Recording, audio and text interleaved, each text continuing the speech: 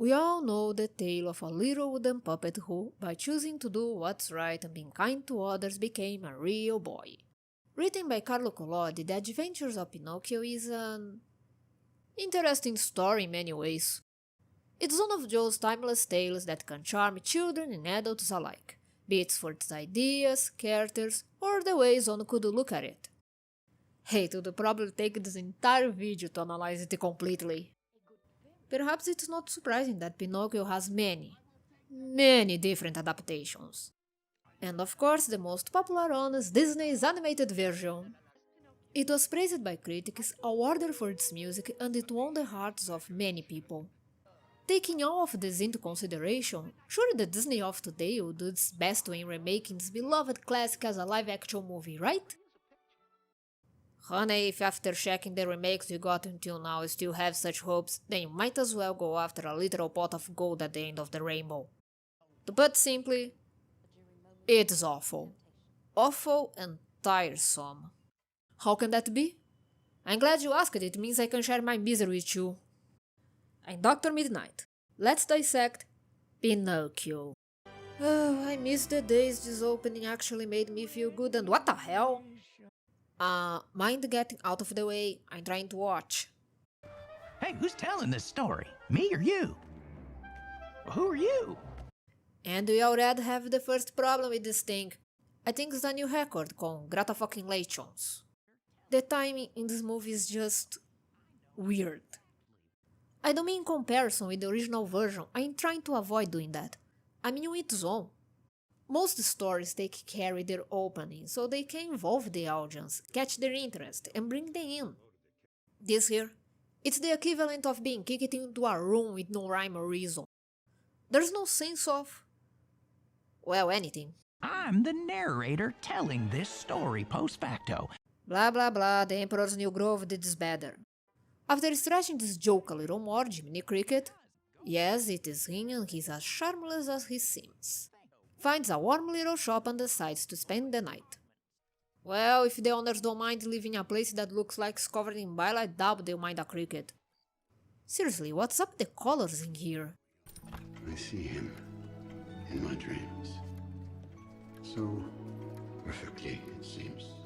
But we couldn't see happily ever after. Was never meant to be.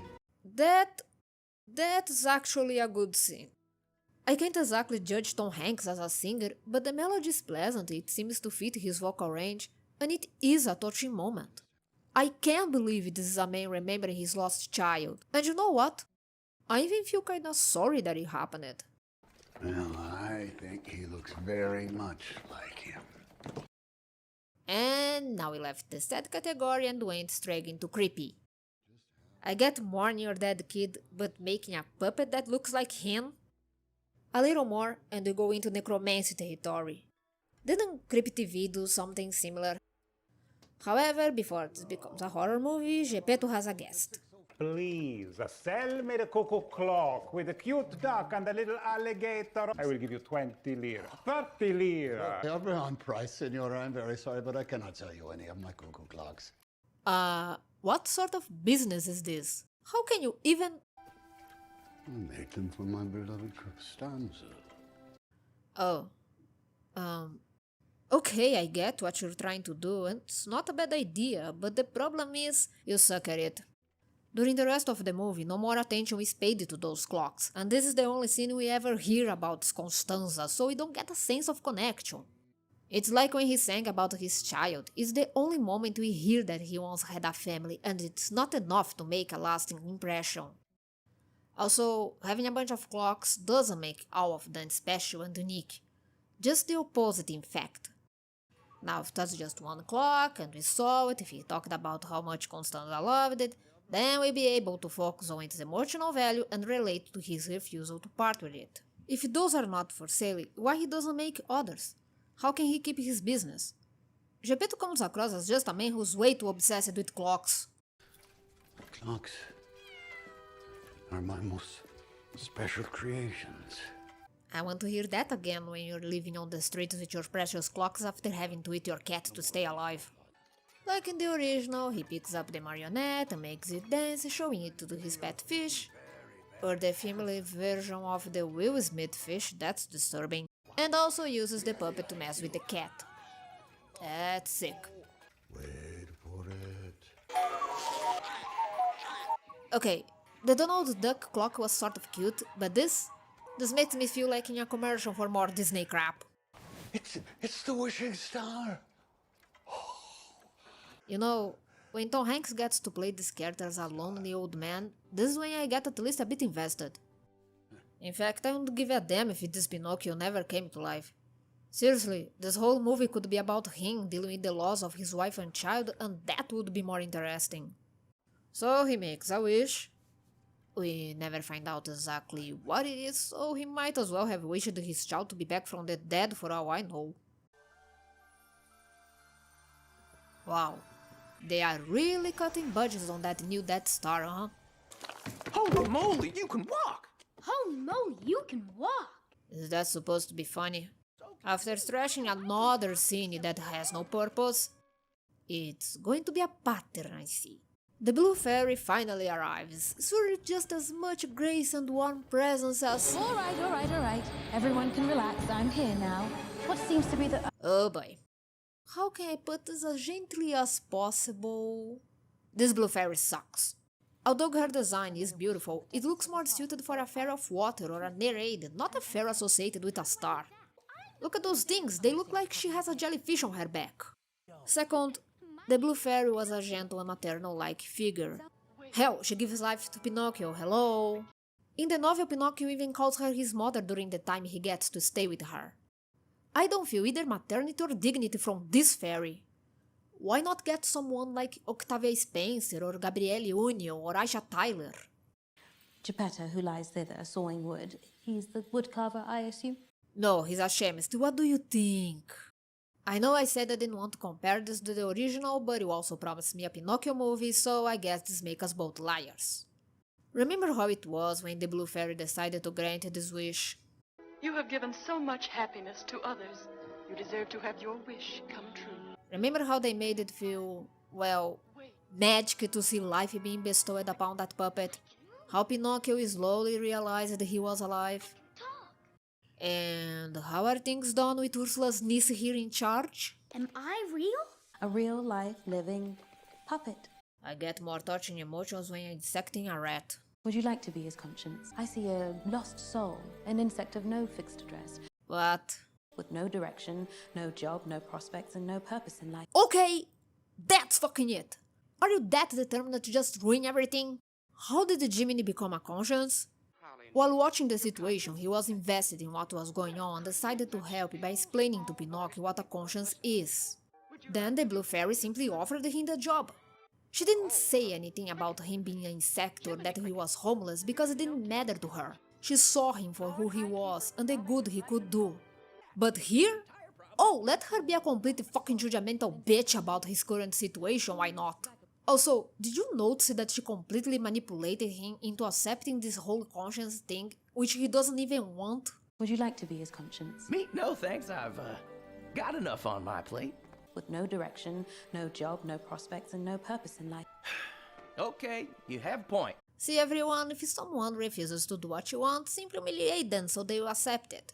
Such a nice health message.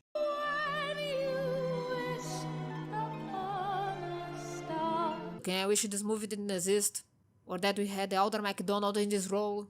Geppetto finally wakes up and realizes the puppet is now alive. His reaction is... the appropriate one. Pinocchio explains the whole mumbo-jumbo going on, and Geppetto is happy that he doesn't have to be alone anymore. I almost real boy. Please don't tell me this is going to be a thing with this movie, okay? So, during the next few days, we learn that Geppetto and Pinocchio became a family. They have to tell us that because we'll never actually feel it. Maybe it is time for you to go to school. Really, Father? Really? Oh look, they're trying to fix the he has been alive for just one night and you're already sending him to school point by making it even worse. Why do I say that? Well, how about this? What's that big shining thing? That is the sun. According to the narrative, they spent days together, and yet Pinocchio doesn't know what the sun is. Quasimodo wasn't that sheltered. Besides, those lines were all said as if Pinocchio had been asking his father to go to school for a while, and Geppetto had been hesitating, but we never saw enough of that. Here's an idea. Instead of focusing on dumb jokes, why not show Pinocchio wanting to learn how to read and write and then hearing about what a school is and wanting to go? Just anything that will make this feels less out of nowhere. Oh, and as for sending Pinocchio alone, this is what happens. The teacher passes by with her class and Geppetto doesn't try to make her wait. He doesn't tell her he has a son now. Nothing. But hey, if he's still quite negligent in this scene, so is Jiminy. But that's okay because he meets a friendly seagull named Sophia who agrees to give him a ride. I don't like bugs. Too much work. I prefer garbage. Oh look, the first good thing in this movie. After being traumatized by the Lion King, I'm just glad to see Disney learn they can give expressions to their animal characters. In the rushed pacing of this movie, Honest John and Gideon see the little walking puppet and decide they might as well exploit him for a quick buck. Hey, that's what Disney is doing too, so why not? Look at that, Gideon! It's amazing! So amazing that no one's taking a second look. At least in the novel, talking puppets were actually common. Mangiafoco had a whole troop of them. I still wonder what is your excuse. Well, but the fox looks pretty nice. Maybe I'm being too harsh, or maybe I'm being too kind. Honest John cuts Pinocchio off and starts telling him that being famous is better than working on your education. It's depressing how many examples I can think of that prove he sort of has a point. Many people say that you're not actually real until everybody knows about you. Nobody wants to be a nobody. Everybody who's anybody wants to be a somebody. Again, I like what they did with Honest John here. He talks fast, he makes grand gestures, it really feels like a con artist used to scam people. Well, it works until they try making it modern. We need a simple, strong stage name. I've got it. Chris Pine! Nah, it'd never work. How to make a timeless classic data 101. Give it a few years and this joke will make no sense. Although this scene is quite good, it's not enough to save the movie, so might as well kill it. So Oak Shit here actually goes to school. It seems Pinocchio is serious. Something's going to happen. He listened to his conscience. Something's going to happen. You were thinking I dropped the ball. Something's going to happen. Smooth sailing from here. Out! Get out! And that's another joke that didn't work. School is for real children, not the ridiculous puppets. Are you sure this is the school and not the local mental hospital? The proper reaction is, sorcery, black magic, witchcraft! Seriously, is no one questioning who are you, what are you, where did you come from, no nothing? This is an outrage, an atrocity! You just gave us the tagline of this movie, thank you. So it's only now that the wooden version of Chuck is convinced to go to the puppet show. Oh, trust me, we deal with these little details soon enough.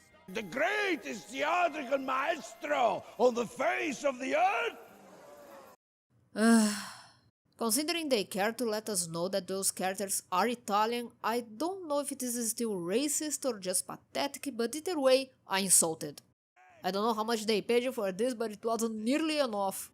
While Stromboli is preparing the audience, Pinocchio is getting ready for his performance with the help of... Hello, who are you? And I'm Fabiana and I'm never gonna be famous. Thank you for the exposition, Miss Prop, they shoved into this story. Pino Boring here does his little show and, what you know, is a watered-down, energy-locking, lame version of the original. With the occasional bad angle to help. Why would you want to see a close-up of the character or how they are dancing side by side anyway? No, seriously, why would you? The actual marionettes look more alive than he does. Yeah, this movie wasn't subtle enough. But Pinocchio hears something and Dream of my play, they'll see with just one glance. And this is actually beautiful. Always dance. Well, of course. Okay, while I would prefer if they had kept the tune from before, it's still a nice song. Besides, I find that I like Fabiana. I'm not kidding, just one moment and I already more interested in this girl who wants to dance despite her leg not helping than this living paperweight. Where are her parents? How did she come to work for Stromboli? How come... Basta! What's this nonsense? I forgot we're not allowed to have good things in this crap.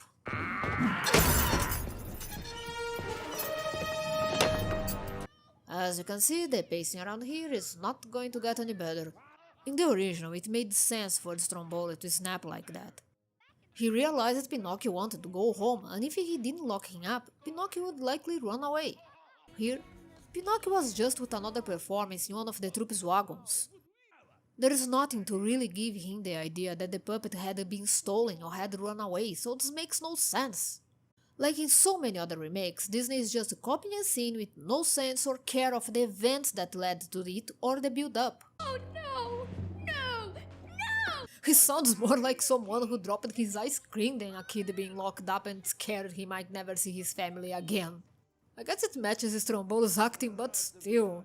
Fabiana, however, comes by and tells Pinocchio that she wants to help him. But since she works for Stromboli, he can't bring himself to believe.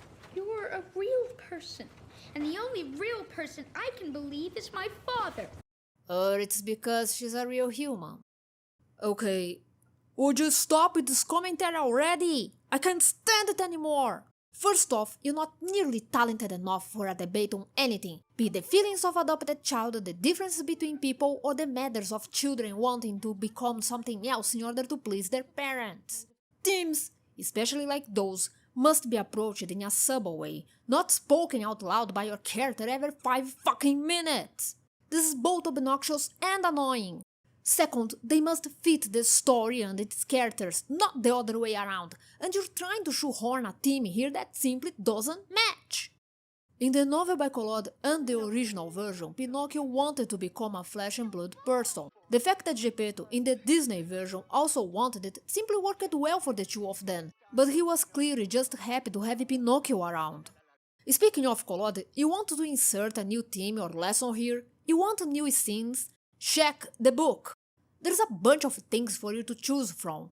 Pinocchio had to go through a lot until he became human. The encounters with Mangiafoco and the coachman are simply the best known examples.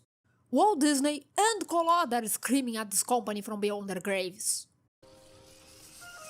Fabiana uses her ventriloquism to talk to Pinocchio and points out where the key is, but has to leave before she can do more. That's okay though.